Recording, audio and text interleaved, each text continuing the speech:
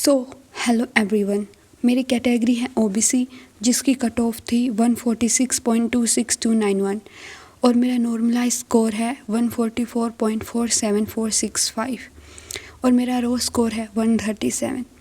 इस बार जिस हिसाब से कट ऑफ बता रहे थे, इतनी वैकेंसियाँ थी, लग रहा था कि प्री तो हो ही जाएगा। टू बी वेरी ऑनेस्ट, बहुत बुरा फील हो रहा है। अब ऐसा लग रहा है कि काश एक क्वेश्चन और सही कर देते तो कट ऑफ क्लियर हो जाती। बट उससे भी ज़्यादा बुरा लगता है अपने घर वालों को देखकर, जिनको इतनी उम्मीद होती है कि शायद नेक्स्ट होली, नेक्स्ट दिवाली हमारे घर पे डबल खुशियाँ होंगी। पर क्या कर सकते हैं, हमारा काम है मेहनत करना, परिणाम तो हमारे हाथ में नहीं है।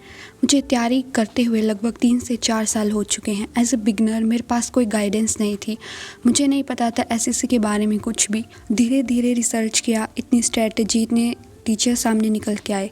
अब जब ज़्यादा ऑप्शंस हो जाते हैं तब भी कन्फ्यूजन ज़्यादा हो जाती है। कभी ये टीचर से पढ़े, कभी किसी और से पढ़े।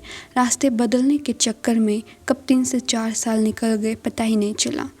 अब यहाँ पे 2 टाइप की चॉइसेस है मेरे पास। एक तो ये कि मैं हताश हो जाऊँ कि गवर्नमेंट जॉब तो स्कैम है, पहले इतना पढ़ो, इतने साल दो, इतनी मेहनत करो, फिर कट ऑफ क्लियर नहीं हो पाती। जो है खुद में कमियां निकालना और खुद को दोष देना कि हमसे तो क्लियर हो ही नहीं रहा, हम नहीं कर सकते क्लियर।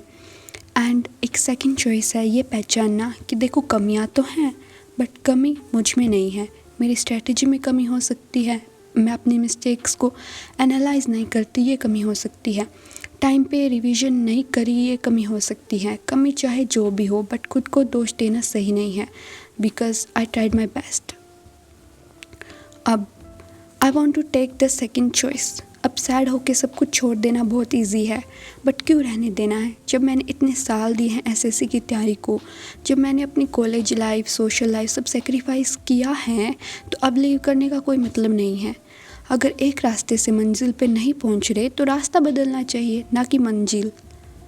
जब मुझे पता है कौन से रास्ते पे नहीं चलना है, क्या करना है, क्या नहीं करना है, then this is the time to bounce back. मेरे पास जितने चांसेस हैं मैं हर बार ट्राई करूँगी, हर बार अपना बेस्ट देने की कोशिश करूँगी। और ऐसा नहीं है कि मेरी लाइफ एकदम चिल है।